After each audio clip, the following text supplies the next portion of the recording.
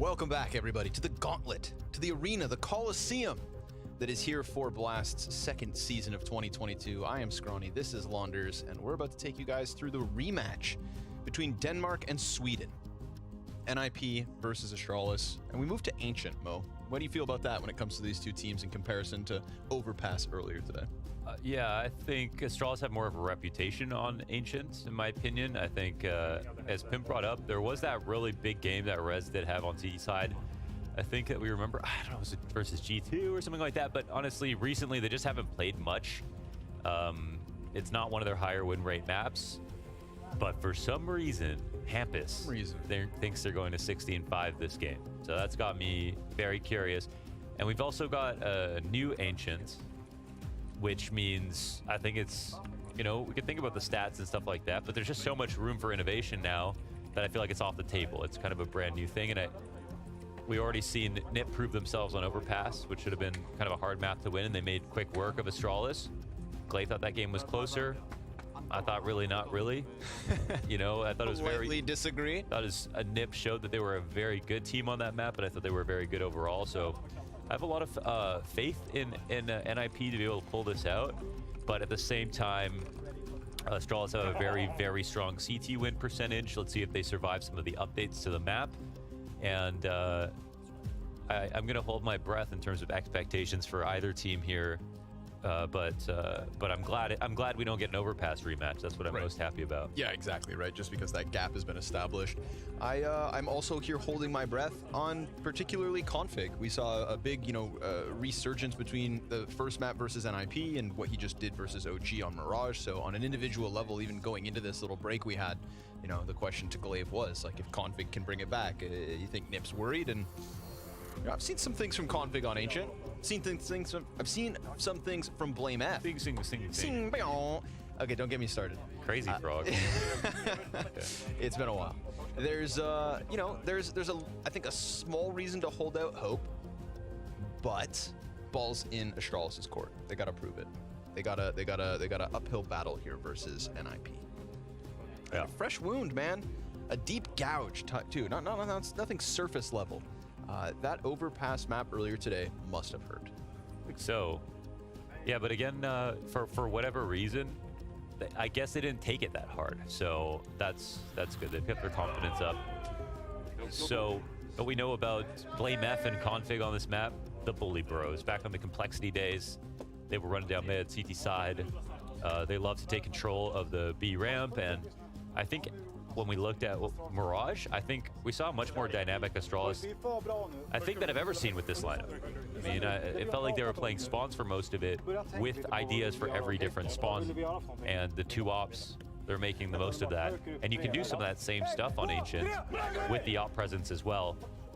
I think we have seen that Kerrigan has made it very popular, I feel like, to push with an op over towards A and keep an op on the other side of the map, whether it's mid or B, and make them both work.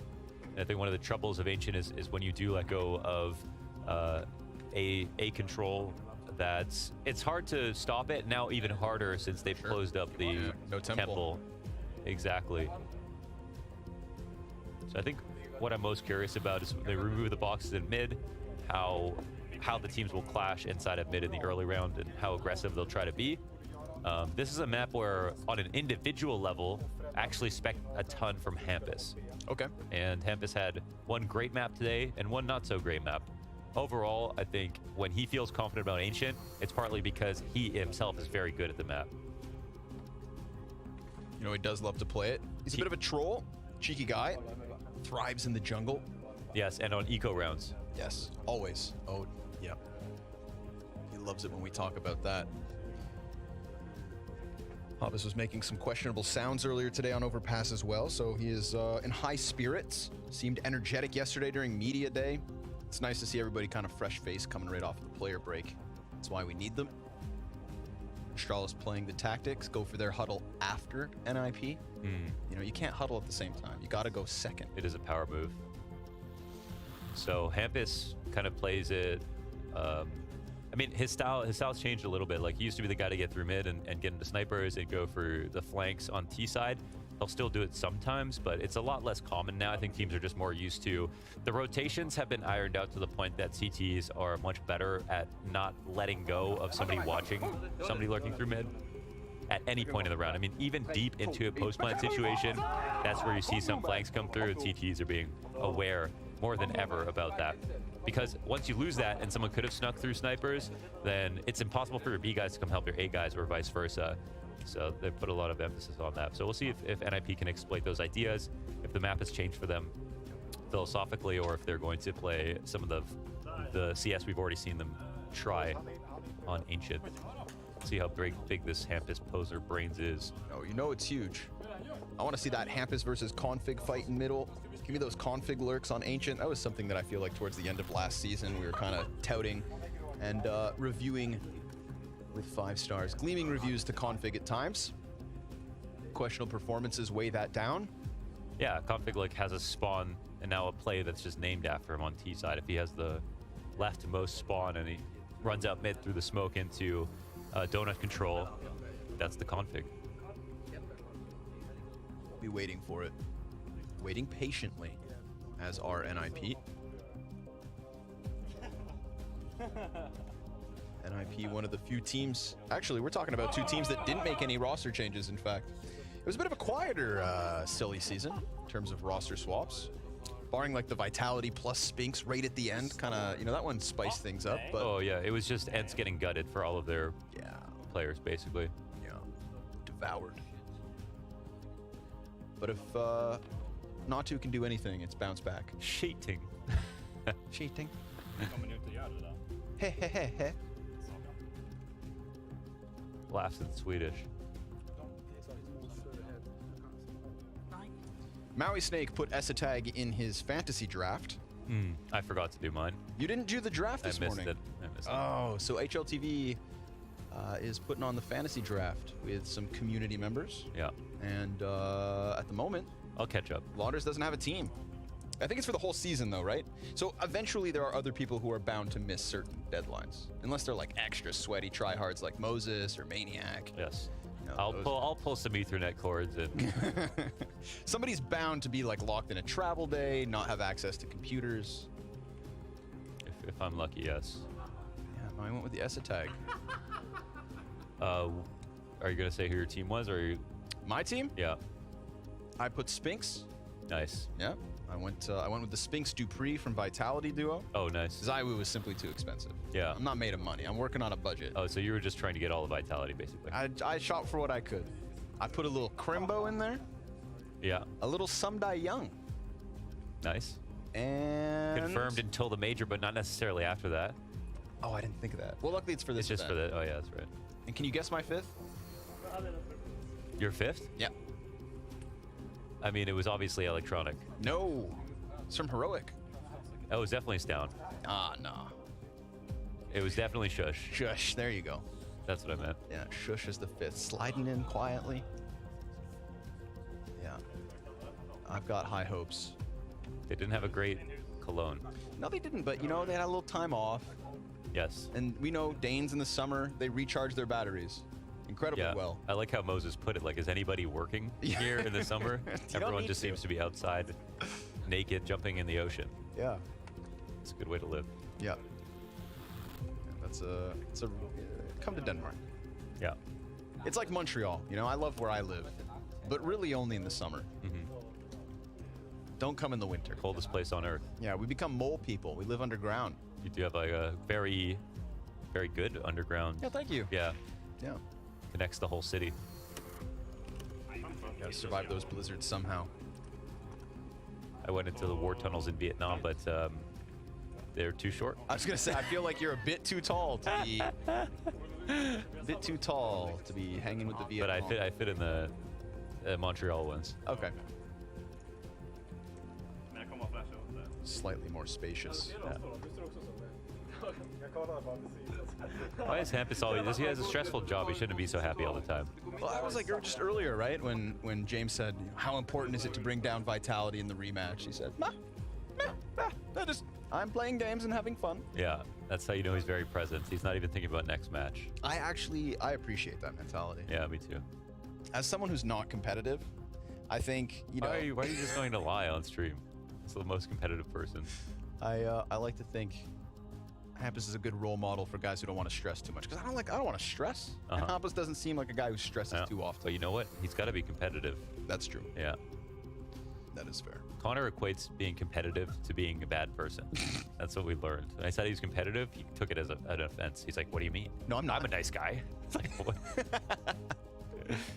Look at Hampus. Okay, you should look up to Hampus. I do. Okay, not everyone who's competitive is mean. Hampus poser. Wired mice. Yeah, what is this? I'm back on a wired mouse. The Ice Age? I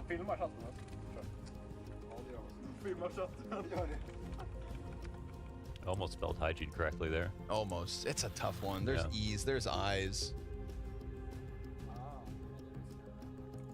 Some sort of order.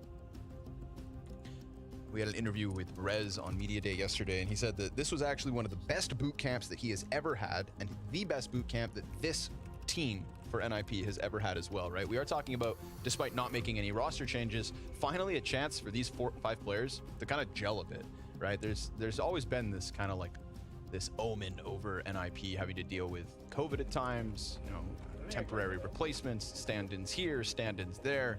And finally, these guys got a chance to put in some work and kind of gel. So Rez has high hopes for the Blast fall groups. And he's just legitimately got better and been great so far. And I think has had takeover games and absolutely looks very much a part of the core. One of the most reliable players for sure in the server today. Overall this year, high hopes.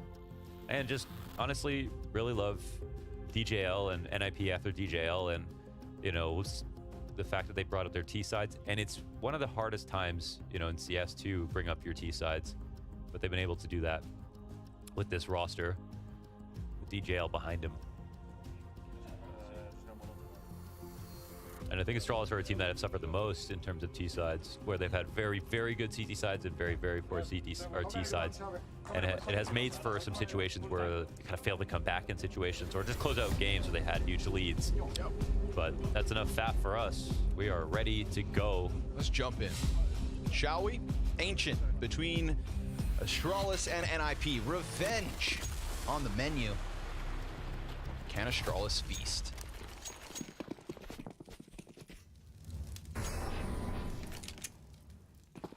Hampus with the dual Berettas. Brolin's got a pair as well. Flashbang on Esatag.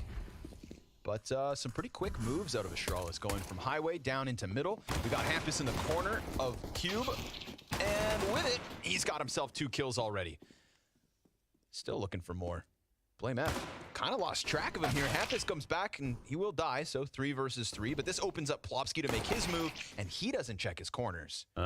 Deadly mistake. Brolin at bat.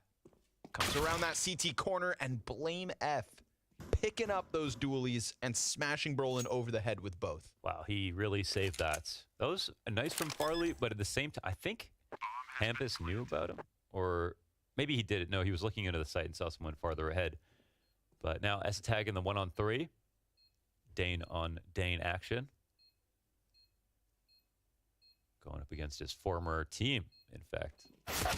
The moment he goes for that jump up, 2 guys swing wide. So, yeah, come new, bro. Astralis take the pistol. Nice.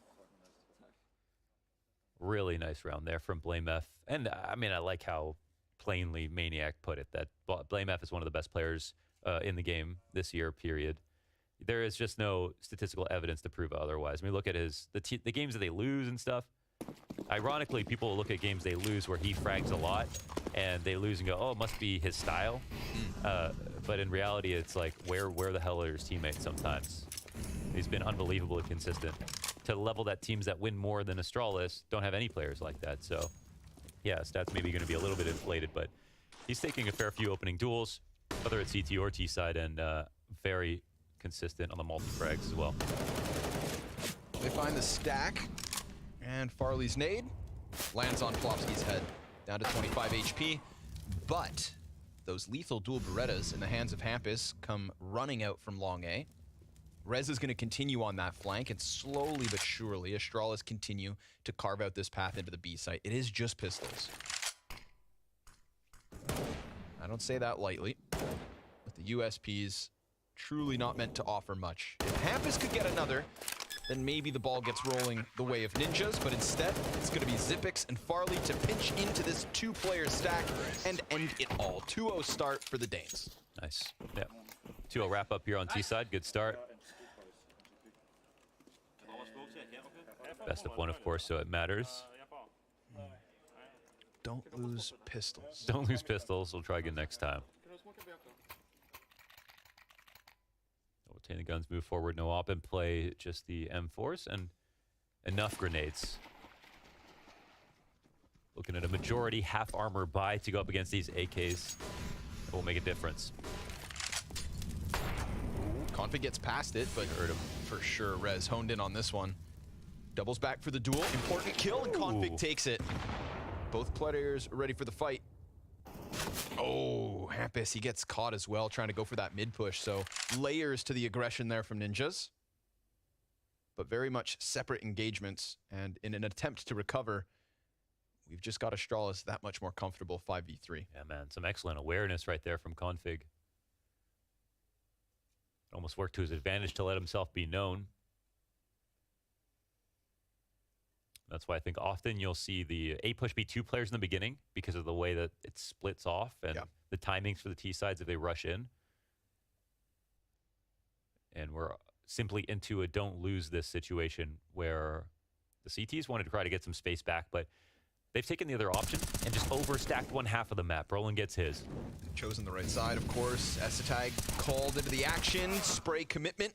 Xyp9x with that bomb on his back draws himself away from Donut. Ooh. Brolin on the chase. Yeah, he can smell him leaving, so he's coming right in here to call him out. And but Popsky's with him in mid, yeah. Yeah, he seized the opportunity while that fight went down in middle to just at least sniff out the B site. They find it clear, easy taking at this point. I think a couple things that Astralis have done well. T-side Ancient for the meta of the map is using the deep smokes on their executes very consistently. And then also multi-pronged lurks, I think, has become the style that they have built their identity on that has worked out very well. So they try not to go into the way of full executes with that smoke you see in front of Blame F. They're throwing that on XX a lot and taking control of the back lane here. Instead of just getting the two smokes down in regular spots, guaranteeing a plant, and then losing the retake, which everyone seems to like to do. They believe in themselves to get the kills and win. Comfortable kill for Xyp9x there. Yeah, he basically had camo paint on his face in that spot. Hiding in the shrubbery. Arnold Schwarzenegger in the bushes.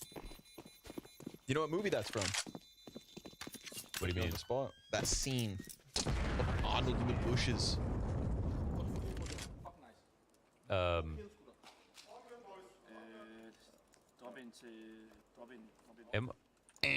Predator? Yes. Actually. Yeah. Oh, damn. I buzzed. I was wondering if I got the wrong. Yeah. No, you nailed it. Okay. You nailed it. Because I was thinking, isn't there multiple movies? Yeah. And I just, okay. Yeah. But that one, that one where he's like lying down in the paint. Yeah. Some real Arnold action. What do you call that spot that Xyp9x was just hiding in? I've always called it green. I call it Arnold.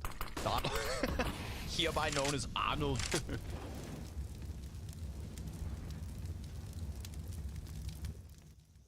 It's actually a really good call.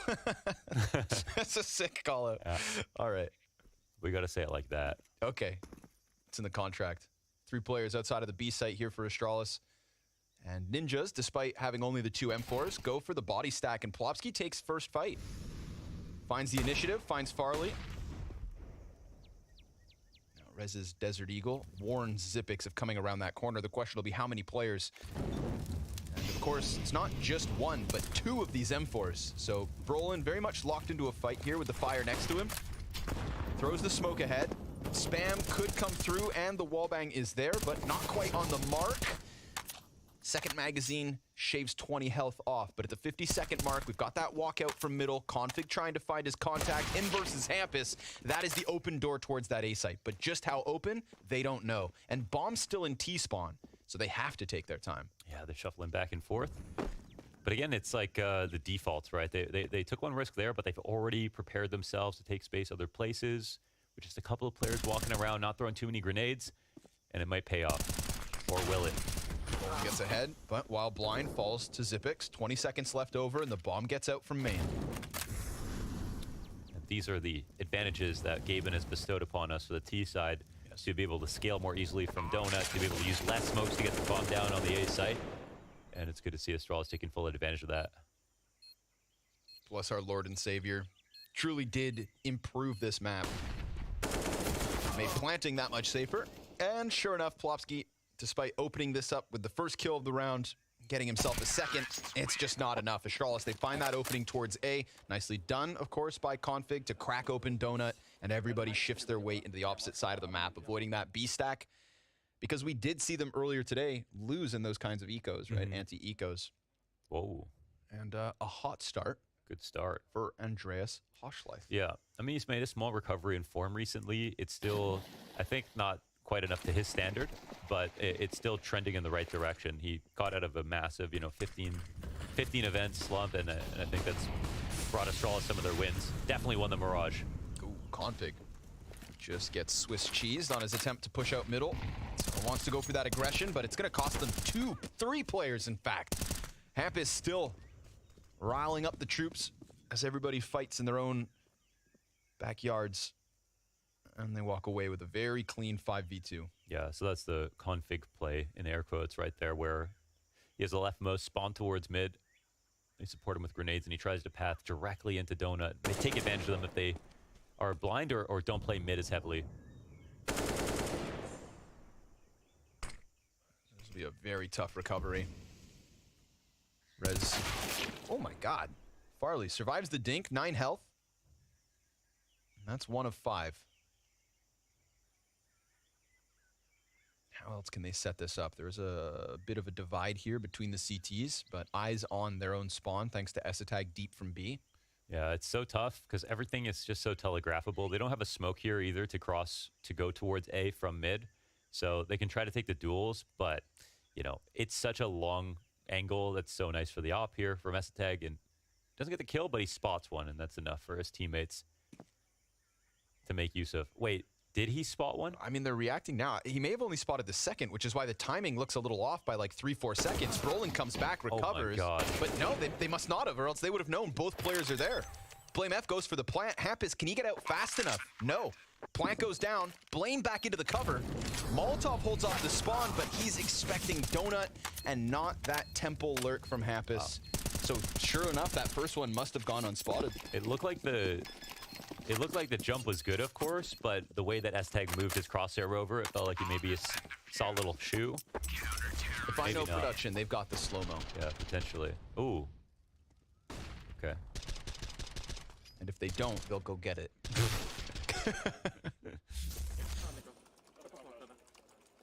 But either way, that's the strong advantage right there. Yep. Oh, nice attempt. Got off with the lurks.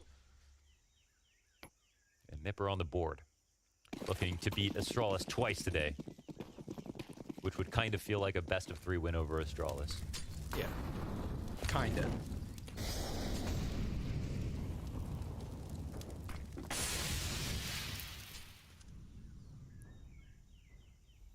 Yeah, I mean, I love them spending a lot of their time at the bottom of middle. Got a lot of good cover here. Oh, nice. Oh, smoke rotation is not favorable towards S-Tag. He doesn't see anything. Again.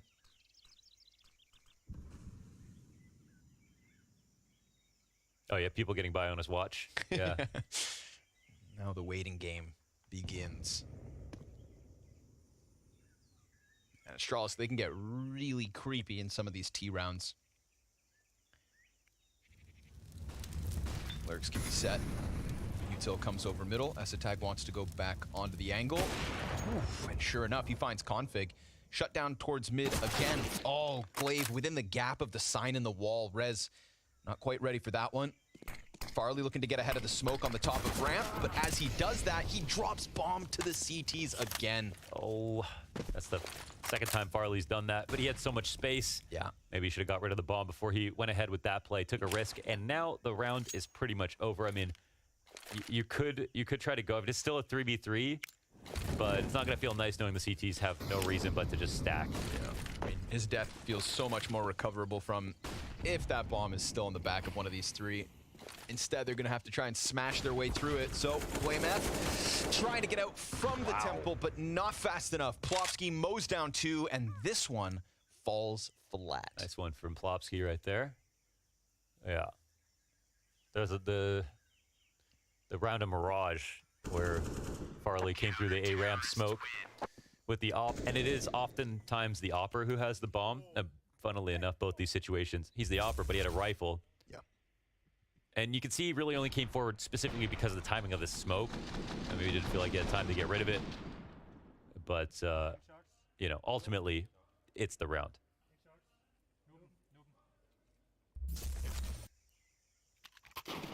Another one up for Nip.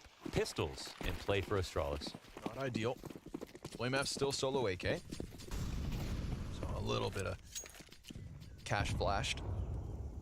Yeah. So we're not seeing the double pushes. I think what we've seen instead is either Hampus or Rez pushing A or mid at different times. Yep. To get this space, but teams are trying to get it one way or another. Definitely less side by side. Noticeable so far.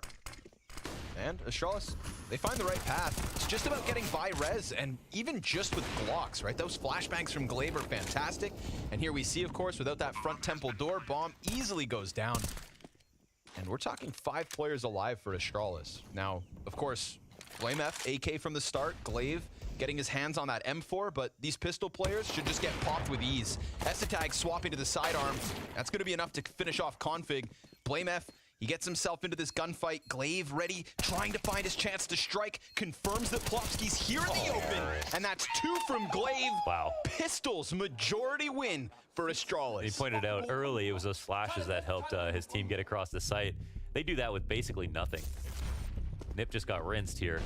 That is huge rounds from the IGL. They put everyone in the perfect post-plant spots. They even have that late smoke here in CT spawn that Glaive plays off the front of. How are you supposed to think that someone's sitting the opposite side of default this late into a post-plant? That's because he had a perfect cover in that position, so really good use of the angles. Still got it. Still got it. That's lovely. I think Rez got caught on something. He always had the opportunity to spray and run away blind, but didn't seem like he was moving that much, so tough spot. And that's why maybe it'll make sense to actually go for the 2-player pushes instead of having him just see what he can do. That's a couple times he's kind of died on his own, but the first time it didn't seem as much of a punishment. Also, Hampus has been doing a great job taking over mid control, but he's also died as soon as he's overextended, both on A and in mid. Look at this default. It's always been out here waiting for this exact push. They're countering the game plan from Nip to perfection.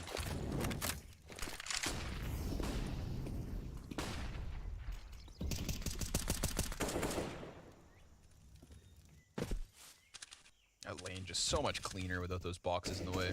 It is. I didn't even realize that was something that was like problematic. Making the map so cluttered, but it's created an interesting meta. It's still evolving. Who knows what this map will look like when Tusky gets at it. When Tusky gets at it. Ooh, how? He must have been behind the door. Plopsky survives one to the chest. Oh, that close M4 of Brolin primed to finish off Blame F, but he's able to survive for now. So just leaving that anchor outside of the A site. Bomb kind of floating around lane. Deep mid positions here from both Glaive and Farley. But time ticks down to the 40-second mark, and they take those feelers away from the B site, which is where, of course, Ninjas still play majority stacked. A couple players here towards middle, though, so dealing with Glaive could be made easy. Sure enough, M4 from Plopsky finds that frag, but we've got silent footsteps, and now audibles being thrown towards Donut. No success inside of A main this time around, and that's going to make things awkward. Xyp9x not going to find himself more than one. Hampus comes through with the Desert Eagle, has to push, will not be able to finish off Config. That draws Rez back into the action, and Config, I mean, he is just stranded here, but as he jumps, Config connects to the head. An immediate 2 kills, though, from the Ninjas will give them their third. Nice shot, though. Right out of the sky. That was quick. You can see the world of difference with Rez getting his kill, not dying on the push. But, full credit to him. I mean, he's playing like he's never lost. He's doing this push over and over again and got into a really nice outpost here in the corner. Won his 1v1, and his teammates did the rest. It's dead on. Oh, man. Plus, it's through the metal part. That just occurred to me that you see, I don't know why it just occurred to me, but you see a different dink animation, I guess, when it's off the metal. The wood is right beside it. Yeah. That sounds silly, but I mean, it just... Metallic, man. Yeah, it's metallic.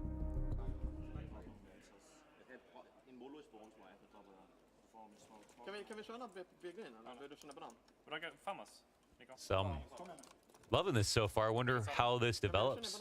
Now we see that I think we see lots of energy coming out from both teams in terms of ideas. Astralis' default leaning towards A has been really great. It's netted them a bunch of rounds so far, but NIP are keeping it up. They're not falling back. They're not failing to the conditioning like we saw from OG in that last game. They still want to play for it. Oh, here they're going to call out Rez for not pushing for once. It's been a consistency. Yeah. And there's not even that second prong to this bottom mid push either, right? Hamp is all the way back up in red. And they're going to try to pounce on this. Now, again, last time Rez not able to add much. He's got the off this time. Hamp is sliding out from spawn, and Rez just holds that cross. Glaive, ooh, survives as the op shot is a miss. Doesn't land it. Zipic's going to go for the bomb plant. Gets away with it. Op shots just whizzing over top of him. And Farley's got that deep temple angle. That's a lock-in temple angle. That makes this retake feel so much more stressed.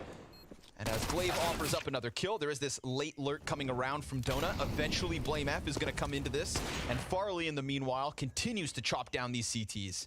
Blame doesn't want to play his hand too soon. And you can see Brolin double back. These ops, they want to be saved.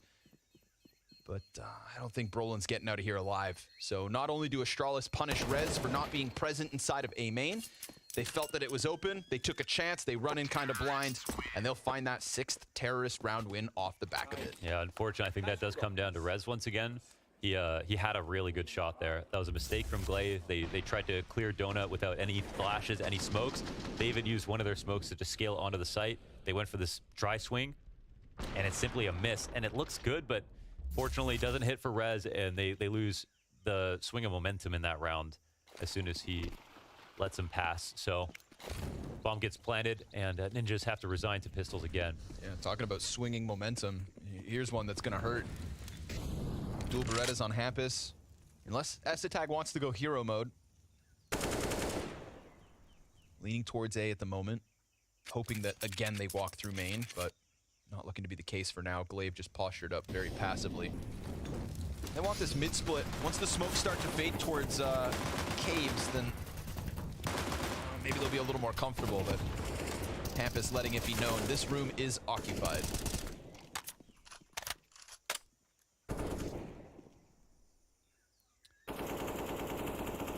Good wallbang damage. Oh, he got it. Wow. Hampus all the way back in the deep lane. Shot through Brolin. Jeez.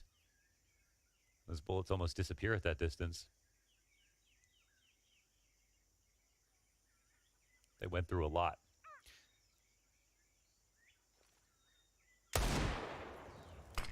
Flame F hanging out on the angle.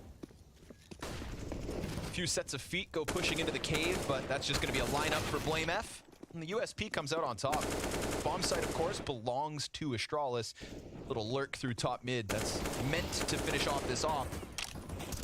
Cave players continue to die, and as the smoke fades, Farley's going to be locked in on this one. Confirms it, and Config kills him. So that's 7 on a T side already. Yes. Nasty start. And their CT side towers over their T side. I mean, they're looking at 60% win rate in the second half most of the time. And NIP, again, they don't have that many wins. They don't have that many reps on the map. And I think especially with the changes, so may have made their bed here with this veto. Yeah, and Hampus called the blowout. Yeah. It's going to have to be a hell of a T side at this point. I don't know how Esatag's alive. Wow. That's a head scratcher for Glaive. Frustrating feeling, I'm sure. Of course, Ninja's looking to make the most of it here. There's enough of a CT side to still recover. 4 rounds to go. You know, if Glaive has a silence then before he wins that. Ooh. But he also did whiff really badly, so I'll just point that out. That's also, yeah, true. Yes, both of those things noticeable. Esatag looking for a second. Meanwhile, top mid falls to Config, but 6 health left over for him. Farley on 22. Very uncomfortable openings here for the Danes. Rez activates on that A flank, but what if, oh, he could get blindsided. He hears them coming, and he mows them down. So easy does it for Rez. It's in the name. Config closed in on. Plopsky's going to end this and give Ninjas at least 4 on the defense. Yeah, clean one.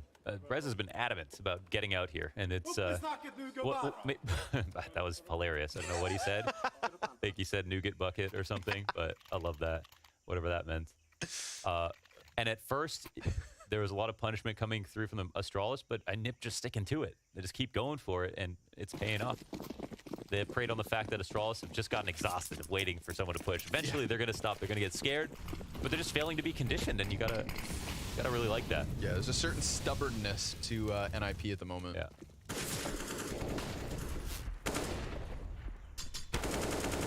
Ooh, 99 damage to Glaive, but 1 can make a difference.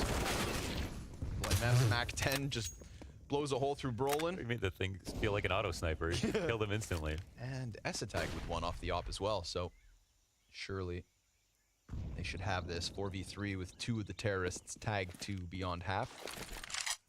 But a topsy-turvy round already.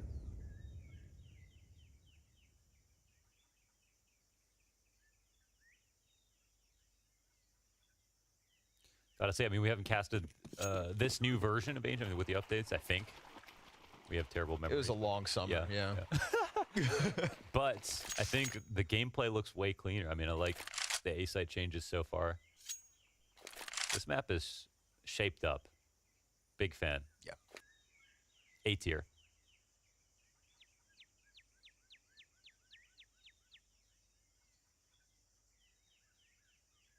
Let's see it, Rez. Just a nice smooth round for Rez would be nice. Down goes Zippix.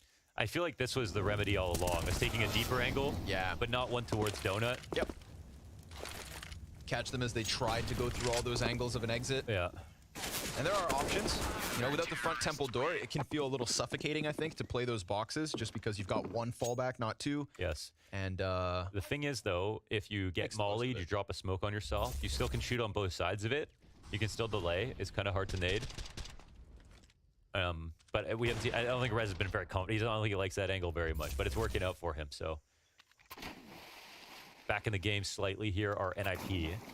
As they put together a clean rifle win. Zippix with the only supporting utility here for Astralis in round 13.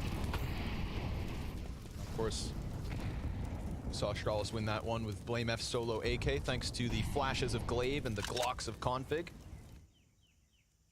But it's definitely less here in the 13th, the first half. Hampus found out, but he's got support all over. Brolin here, Plopsky down ramp. I mean, it's going to be a very tough job for Zippix to do anything without repercussions.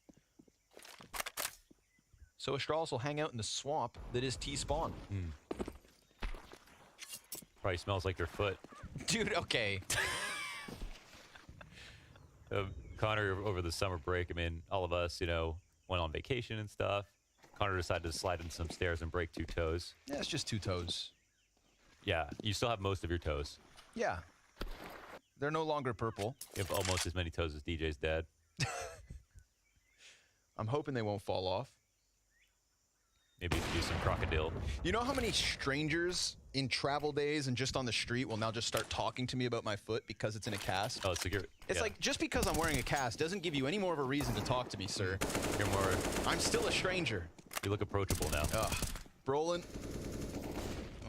An approachable bomb site because they just got a plant. Hell yeah. Somehow, some way, they're going to find a little bit of extra money to finish off this first half, but ultimately, easy round for Ninjas. Yeah, they played it safe, and I guess Astralis have money anyways, so they make sure they win. Let them have the bomb plant, but make sure they win.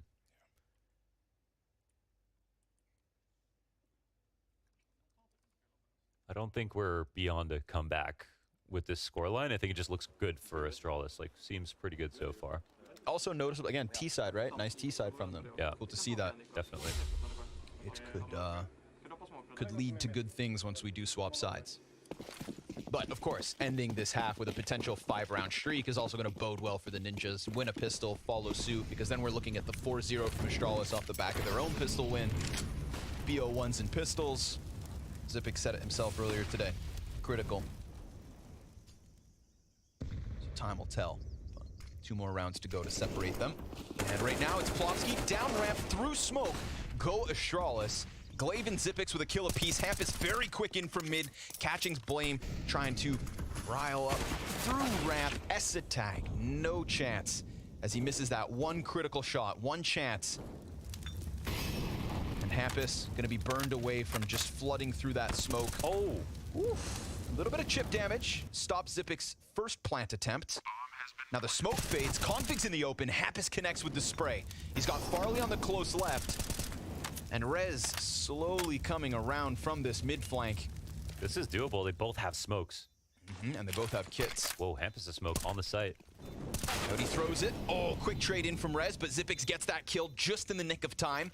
Farley, deep commitment, but with the smoke on top of the bomb, Rez is going to commit to this, and the spray comes through from Farley. An easy 6th for Astralis. Yeah, worth a shot. It was definitely a good effort. It looks like Hampus was just using that as a fake flash of some sort, knowing his teammate had one to work with. They netted a kill. I feel for Plopsky here, you know, his first opponent is jumping, and he knows he basically has a spray down in his mind as they come through, but he takes too long to kill Glaive. So he gets some extra damage off, and they still could have won. But ultimately, it's Astralis with 8. With an 8, yes. Shooting for number 9. A quick one, perhaps. An exclamation mark to end this first half. But the only exclamation is the surprise of Plopsky dunking the nade on their heads. Follows up with the M4. Blame will kill Hampus. But, yeah, maybe a little too ambitious. Met by utility. You try to be composed, you know, for 15 rounds in a row. It can be tiresome to work for these rounds on T-side. Sometimes you just want to rush B. You know how tough it is for a guy like Config to just not rush at least one round? Yeah, he just started calling all of a sudden. Just drooling on his keyboard.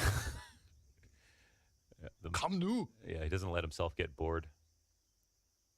And they're going to pay the price. But still, excellent T-side out of Astralis. Yeah. I really like the, you know, some of the passiveness that we saw over towards A main, especially after out of the gate they were kind of toying with Rez, throwing Config at it, little 1v1 duel. Then all of a sudden there's a pack of Danes outside of that main building, and sure enough, they'll finish this half with a lead.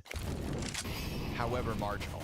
Molotov onto the floor, and so is Zipix's dead body. That is one more for the Ninjas to end their CT side.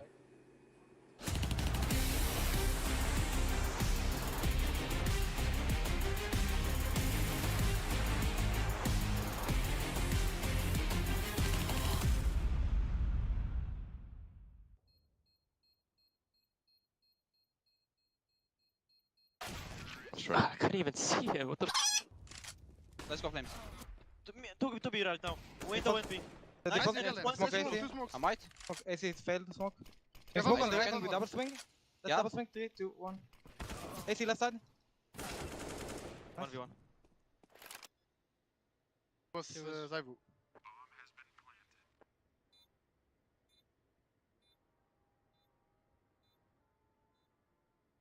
Bomb is not for you.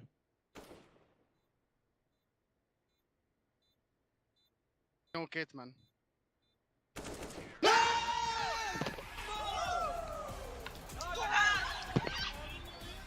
Parlez français. Je regarde des faux, je regarde des faux. J'ai le spawn.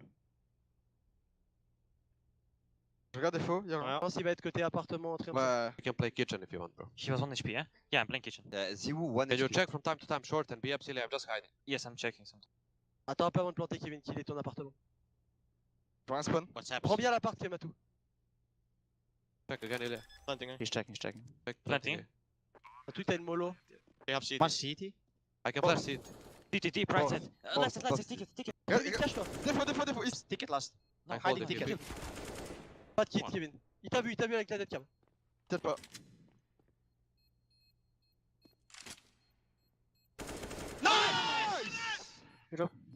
Sick. Rushing, more. I'm blind. Bang. Mola. Out, down. Low. Dead. You think me? We can play kinda aggro on ramp, guys. We're 3. Let's nade sandbags. Wait. I Coming smoked the one way. to peak. I'm peeking with you now. I'm dead. Nice. One off. Nice. 2 ramp. One more. Ramp, 1 more. He's looking, Ivan. Nice. Nice. Ramp. Nice. Wait. Rush B. Okay. Nice. I bait you, Jackie. I bait you. They're not coming. Not. They want. Yeah, they want. They're Dead tunnel. I'm flashing the door smoke. I'm going through. Xbox. One dead. I'm full Dead blind. Xbox. Xbox. Two car. Tunnel. I see. Smoked. Smoked. Monster.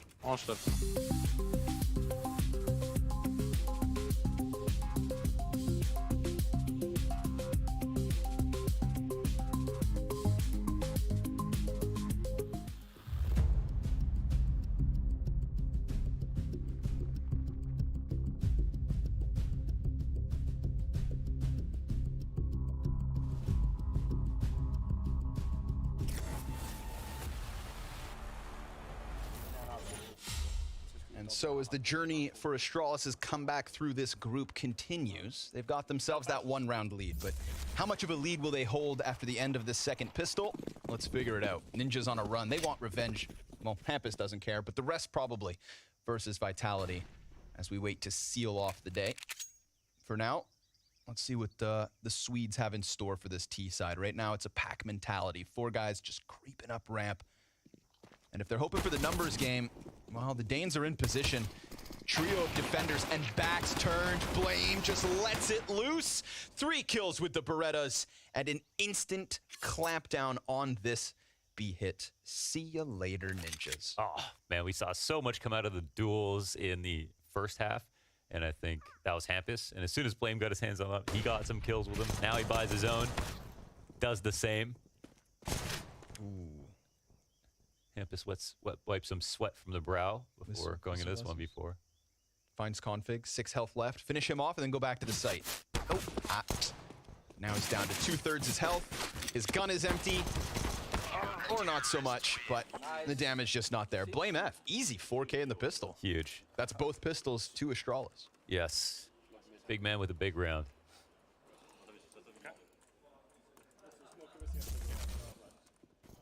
Yeah, kills on the pistols are worth more. That flash to Glaive again. With the flash assists on the kill feed.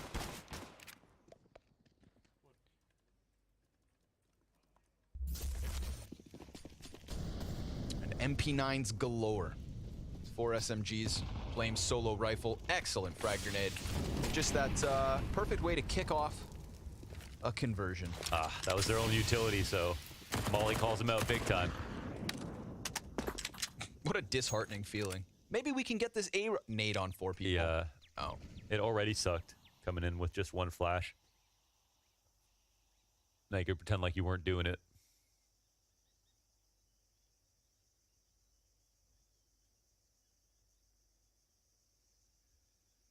Now, yeah, exactly. Just pretend. We definitely aren't all stacked A main. Yeah, unfortunately, it just becomes your best option in case they haven't pushed anything else. You wait. Everyone scratches their... What to do? Not even a flash either, so unfortunately, it feels like Glaive's going to be, well, unfortunate for ninjas. Glaive's going to be primed for this one. Oh, Farley let 2 boost. Boost above, and then you can maybe 3 see over boost. the box. 4 boost. They're everywhere. They just rain down into the bomb site. Glaive will die, and so does Farley. MP9 in the hands of Brolin, not enough to give that cover to Essetag. Config makes some money, and Astralis to the double digits. Yeah, he was a couple numbers away from putting that bomb down. That was close. Nice try. Good idea in the boost, at the very least. Funny it came that close. But I don't think Astralis are really ever scared. So now they'll have to mount a very hard and would be impressive comeback if they can. Make sure you guys are watching this on blast.tv. You can actually skip back to highlights really easily. I've been watching exclusively on it. It's got the YouTube player. And anyone gets a 4K, you can just click on it. It's great.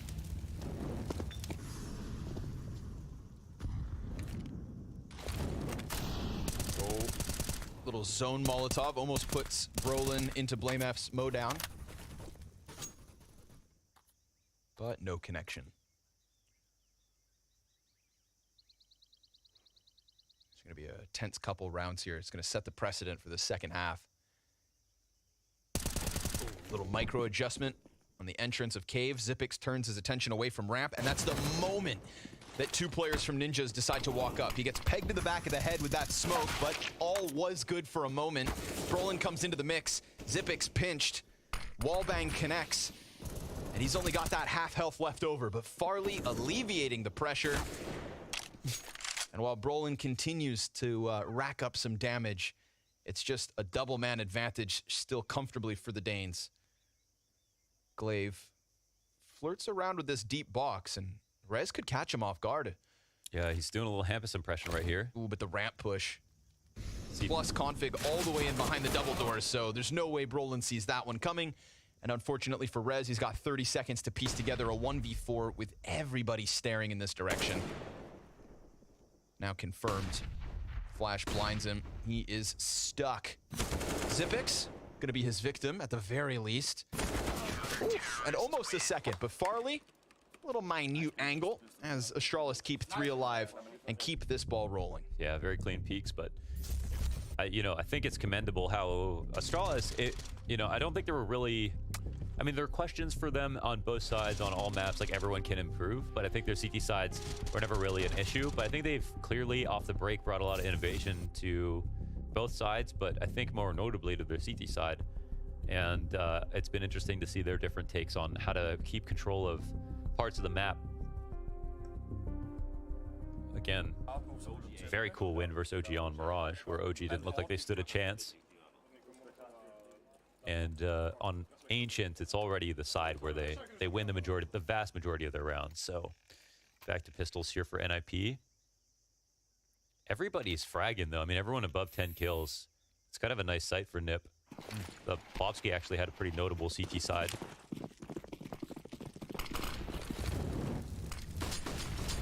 Here comes Plopsky. Speak of the devil. Naded down by Farley though. And with the smoke just in front of him, that flashbang connects. Farley comes back for it, and Hampus gonna be his second victim. Still, considering the amount of pressure they just applied with how little they had, could have been a cool opening. Farley decides to suck the life right out of it. And that's now gonna put him into the double digits. Every single player in the server, 10 or more. Xyp9x is back, feels safe, so faces ramp on his own. Config comes into the mix as that fire burns itself out, and Brolin gets busted back. Rez, another clutch attempt, and he kicks it off with a clean deeg. Straight between Config's eyes. Glaive slips beyond the pillar, and finds the headshot immediately. So another one for Denmark as the Ninjas fall flat. Yeah, I wonder if that makes S-Tag happy at all. If you're gonna have to lose. Proud of you guys. This could be really cool, you know? I mean, listen, it's a 4-0 start, just like the first half. It's 12 rounds for Astralis and still some away from 16, but we're talking the possibility of them coming from an opening loss to beating OG and then Ninjas and having a chance at maybe knocking down Vitality a peg. It's not like Vitality's games were total blowouts. Yeah. But that's not here just yet. Astralis got to keep this momentum going, but it starts off in their hands.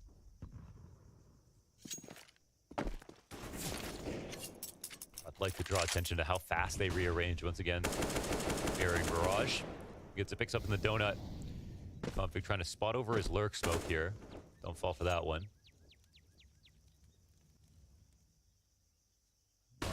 Not thrown by the T's. Oh, and they get a good amount of damage off. I mean, unconfirmed, but still real.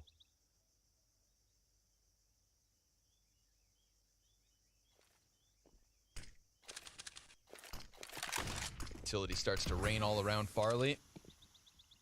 Doesn't want to give up on this angle, but also has to be worried about ramp. Yeah, he doesn't have a smoke for himself either if they want to molly exec, and they are setting up in full. Config, though, he wins over him. Oh, okay, man. See you in another dimension, Farley. Yeah, it's the zoomer peak. Brolin hits that delete key. And now with 35 seconds left on this clock, the Ninjas have a very good chance However, Rez kind of sizing up this A site and drawing everybody over with him. That's going to put Glaive in an interesting position because he goes for the A main control. Yeah, we kind of get into time trouble a little bit here. So Rez will throw a smoke out for deep CT, but Glaive is going to be hard to clear. Big chance. Oh, he doesn't win his duel. Ooh, Glaive is going to be kicking himself. Yeah. Because just like that, the life is just drained from Astralis. Yeah. See, because they're coming out of Donut, Temple's been blocked off on this one side. They don't have to worry about the opposite entrance for a moment. Rez can scale against that wall and just take that one duel on Glaive. So it was his own smoke here on CT side that he threw down to open up the angle to fight Glaive. So you got to give him credit for winning that duel. But it's still Glaive knowing that he's going to be somewhere out there. Could have definitely still won despite that information. And it's just so important. It's so important. Just a perfect example of the changes, I think, on this bomb site. That exact position that Rez is able to fully focus over on main is previously a spot where you're completely exposed to Temple. You know, and now this time with a smoke on CT, easy. Keep your eyes on where they need to be and deny Glaive any chance at bringing back that 3v4. So the Ninjas, sure enough, break through. See, Aztec's keyboard position allows for his papers to be in between his mouse and his keyboard. It's optimal for reading.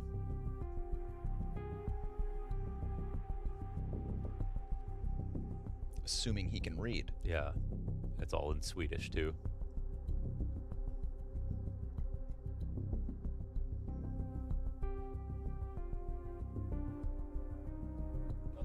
Another timeout here will be called. Maybe the game gets interesting. We'll see. Nipper Fighters, I believe in their T sides, and I think they did not pick Ancient for no reason. They're coming off a break. Clearly, they put some practice into it. They could have gone other places in this veto. Wanted to come here. Astralis, I think, are happy to take it. So they know the risk that they participated in. And they have an opportunity to make it a three-round game if they win over this one saved op and M4. And Config's got it. Goes through Donut and connects. They call him the Spearman. Hampus just gets skewered.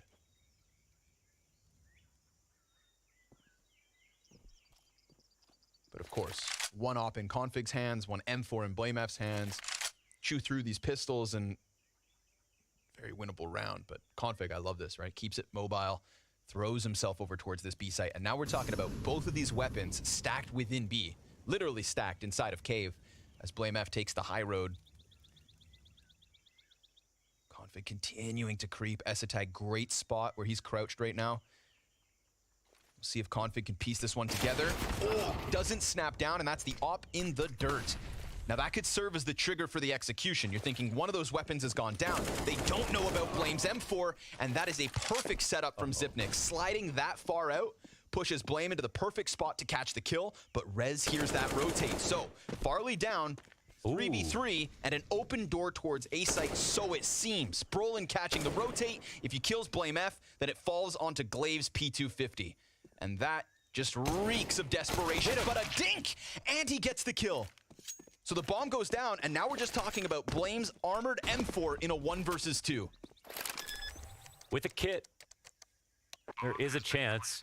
It's kind of tough, man. They can be anywhere at this point, but he's burgeoning on this opportunity. There's nobody inside the temple for an early frag. They've doubled up to play it optimally.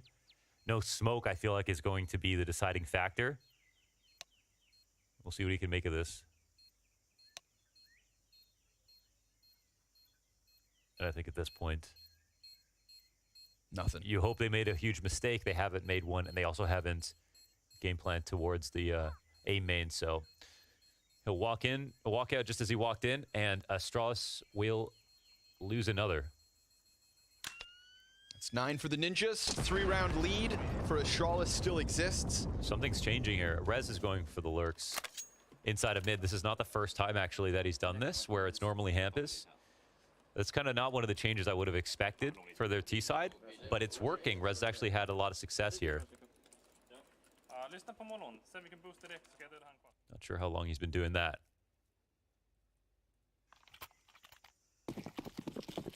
They recover a very scary situation. Yeah. And, you know, that is props to Astralis, making that sketchy. especially the Glaive P250. Again, props to Essetag, right? That crouched position, catching config as he tried to clear all those corners coming down ramp.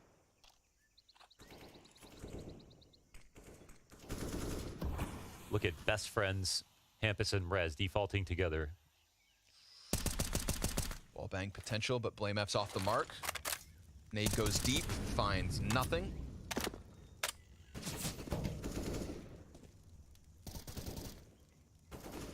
Meanwhile, Blame F, he invites them in. Almost 2 kills on his own. Hampus with a missed jump. I don't know. He might have been trying to jump spot the window. Okay. Yeah, just to see if there's an off to shoot him. Well, there it is. Found it. Either way, that's Rez out of the count. And Astralis, with more than 2 weapons, suddenly find themselves back in winning ways. So it feels. Essetag's op just trying to sneak its way through cave. Got Zipix out here and Glaive to the left. Oh, the timing. The moment he pulls out the nade. Glaive gets back around the corner. Plopsky, he could just flash this. Oh, wow. 2 CTs in the back lane. Essetag comes out.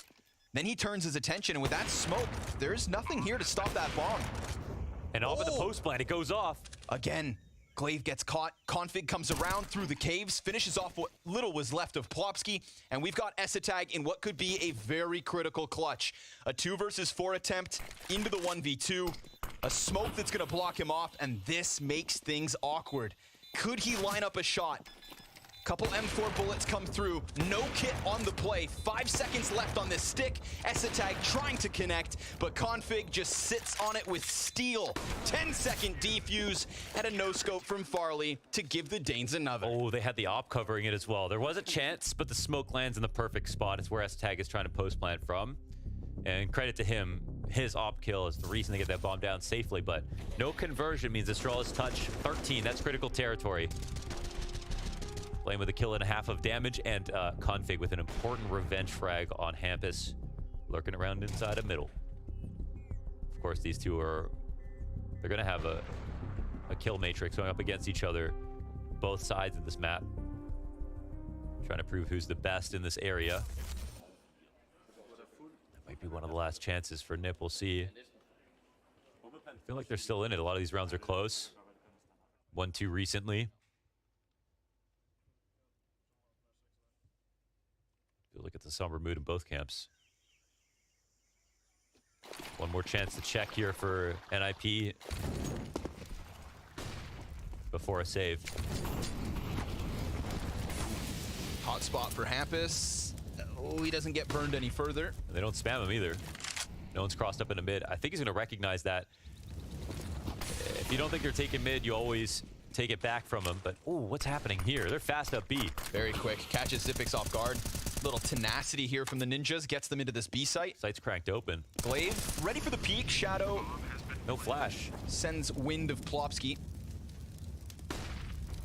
Just gets shredded. And now look at the bodies they're throwing over towards that side. Brolin, he catches the IGL's head. Farley's got that quick answer. Rez thinking about a peek here with the flashbang as Blame F just locked into the caves. Insane. Catching Hampus from that late mid lurk. So 2 versus 4 in the post plant. A peek from Brolin deep. A frag out from Rez, but he's smoked off from that bomb site, and Farley's just gonna keep him locked in.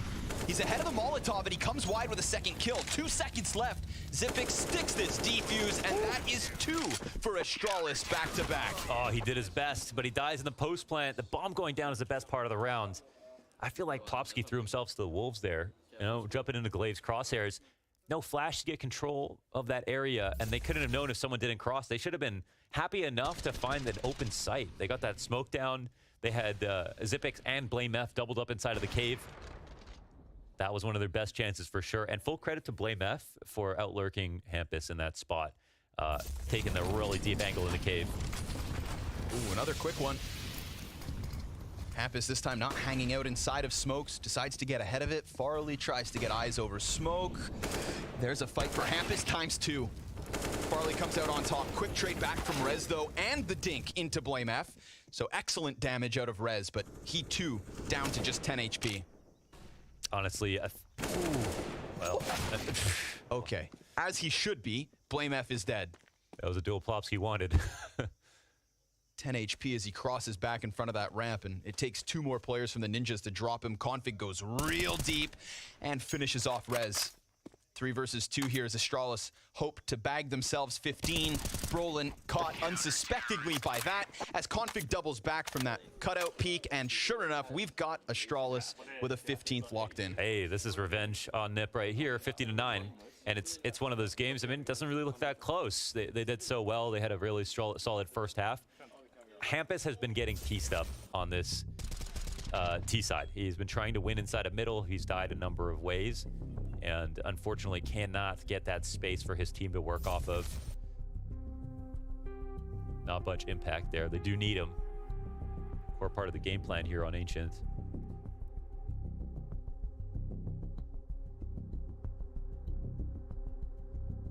Tough map versus a well-playing Astralis. 4th timeout used. About 10 meters from the finish line here. Astralis know it, but they're going to take every round very seriously.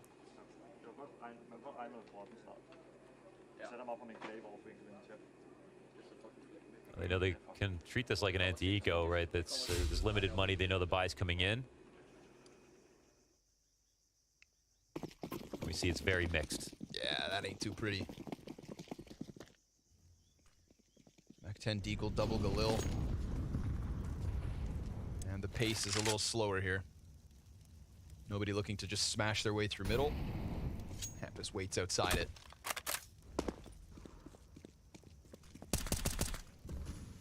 First of 6 potential rounds to end this game on Ancient. Both pistol wins for Astralis, both halves with 4-0 starts. And revenge from what felt like a bit of a beating on Overpass at the start of the day. Yeah. I think gunpower, firepower, I should say, actually makes the difference. You know, we look at Rez's push in the first half on the A side, a number of times got killed. Hampus also in that first half, and then Hampus again in the second half. Plopsky has had a couple of dinks but not kills. Really turned the tides. But maybe it's not over. Maybe. Well, they're bringing some ingenuity into this, actually. It's half a fake. But Zipix not buying it. Sticks around. Oh, maybe now he is. Meanwhile, one of those 2 players towards that A site do go down. Zipix right into the fight. Glaive catching another one. Brolin's trying to find his way into the engagement, but now it's him versus 5. And he's got Blame F, knows it or not, breathing down his neck. Brolin, fake plant, fights at a distance, and that is the 16-9. A delicious taste of revenge for Astralis, as we get a noticeable improvement out of the likes of Config here in the second showing versus the Swedes. He was very much absent on Overpass to start the day, but he was impactful on Mirage with that secondary off, and it looked very good on both sides of Ancient. Safe to say, off of this summer break, we have an Astralis with noticeably improved T-sides. Yeah, absolutely. I love what we're seeing out of Astralis. Never want to get too excited, but we've got an interview with James, so let's waste no time. Take it away. Thank you very much, guys. Config, a smile on your face and 2 games back-to-back where you certainly came back from that first map. You just need a little warm-up for the day? It was definitely rough. The first game I played definitely felt awful, so I just took a little mental break and just kind of reset, and then now it feels good again. And this is the config we want to see, right, to do some big damage in here. But Ancient also for Astralis in general. Key map for you guys, very confident. Were you surprised that Nip would challenge you on it? Because they have been good at it, but in more recent times it's been a struggle. To be honest, I don't really know what we are like on the map right now. We're definitely feeling good on it, better than earlier, previous times. We had some ups and downs on it, but it's good to have a win. Always, it's a little bit unexpected that they wanted to play it, in my opinion. And in terms of your map pool right now, right, where do you guys see yourselves overall? Because obviously we see you trying to play all 7, but there's a lot of up and downs. Well, yeah, I don't know, to be honest. We're just trying to figure it out still, I think. I feel like we have a lot of decent maps in our map pool, and of course there's always stuff to work on, so we'll see. We will see indeed, but also you've not got too much of a time before you go into your next game. But this will be the seeding decider, first or second in the group, right? You're going up against Vitality. You've obviously seen them in action. You've had to look at this. What do you make of them? Is this one you can challenge if you and Blame are in form? I hope so. I feel like they're a good team. Like Sabu is pretty scary, and Spinks is also a good addition to the team. So we haven't played against them yet, and I hope that they are making some stupid mistakes so we get the upper hand. Surely you can do it without the stupid mistakes, though. You can get it. Where's the confidence? This is what I'm used to. Is config being all there, brass, you know? Well, it's coming back. I have to grind it back a little bit from the break, so it will definitely show up soon. That's what it's all about, config. Good luck, mate. We'll see you soon. Thank you. Thank you very much for that one, James. Yes, unfortunately, Hampus's prediction of that 16-5 didn't come to fruition for NIP. Nope. They do finish third in the group. No elimination here. It's just kind of seeding going into the gauntlet of next week. But huge congratulations to Astralis, not only managing to claim revenge, they looked pretty solid on that Ancient. I was impressed with what I saw. Yeah, they look really great. I think the T side was well-versed all around.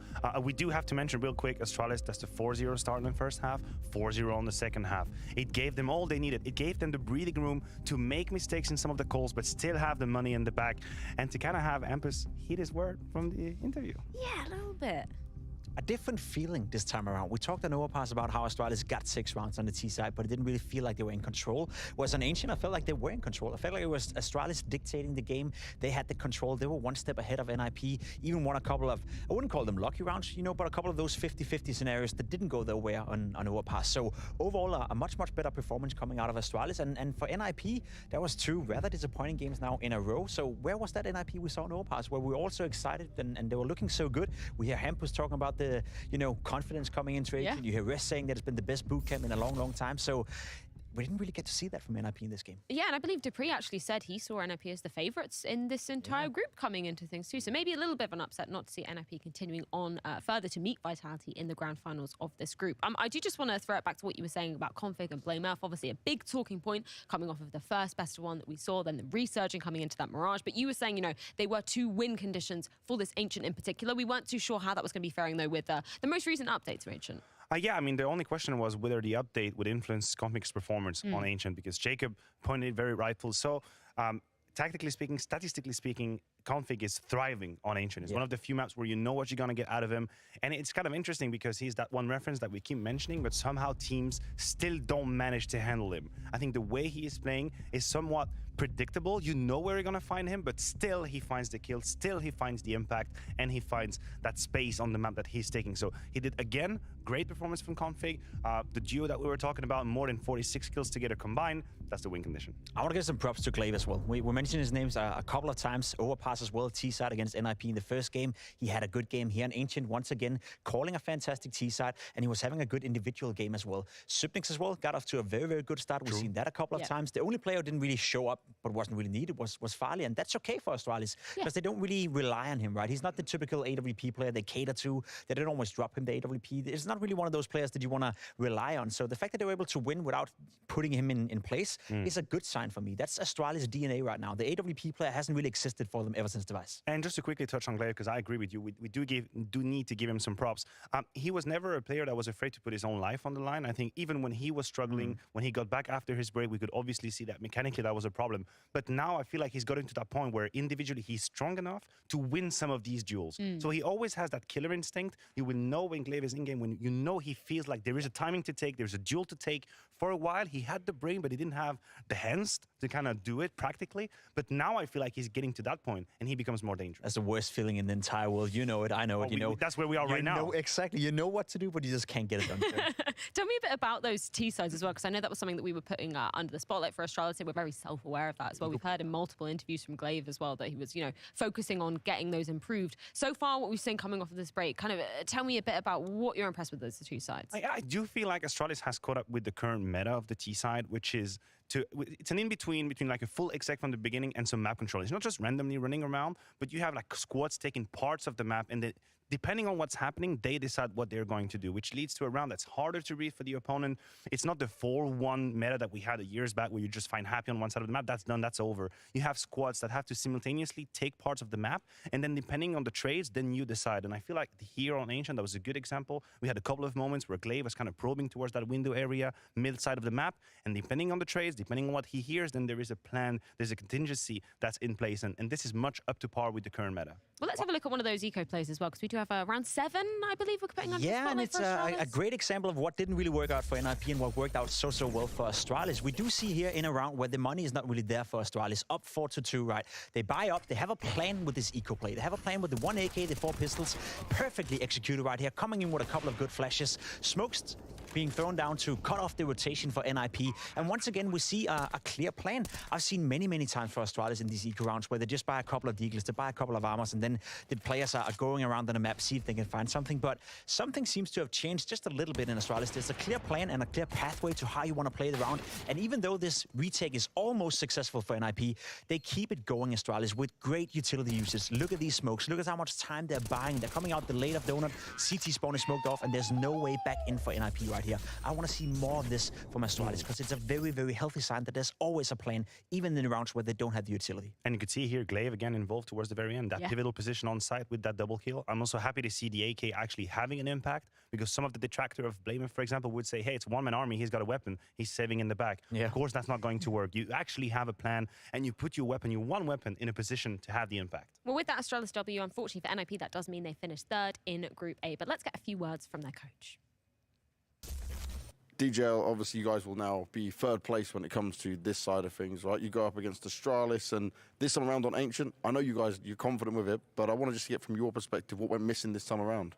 Oh, our rotations, like we knew what they were gonna do. Like there was, I think, 2 rounds where like either we get money screwed or they got, and we have all the information, but we just don't rotate. So I mean, there's no excuses. It's just simple and basic CS.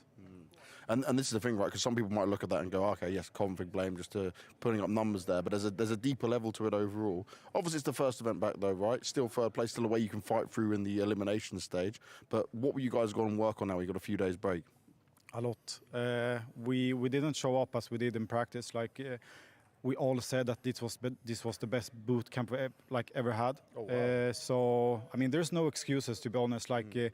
We are just not there we want to be. It's a long season, but yeah, as I said, like no excuses. We're just not good enough today, and that shows. And some days those days can happen, right? But like you said, having a good boot camp like that is certainly a positive sign. Now for you guys though, obviously you've got a lot to review and do it, but you've got the full 5, everything's looking strong. What would you say when you looked at this Astralis though that was like a difference in them particularly? Was there any, or was it all just down to yourself?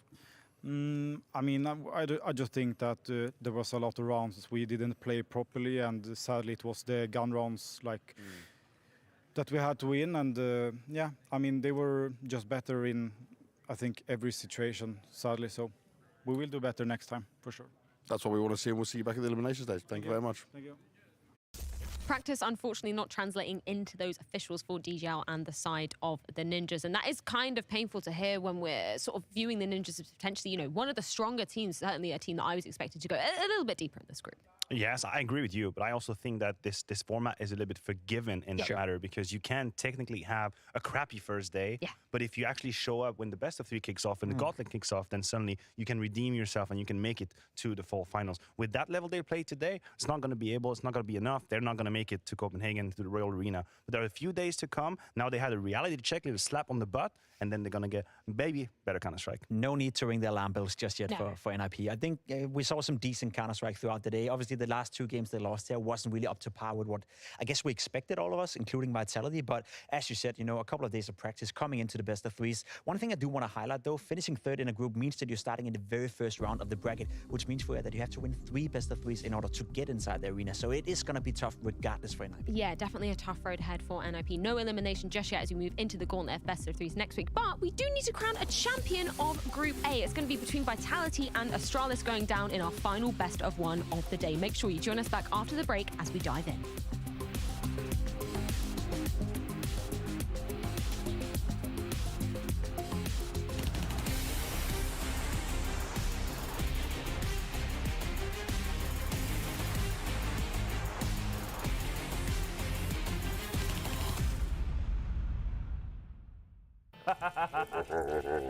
I don't want people to think that was me. I was kind of trying to anticipate your answer.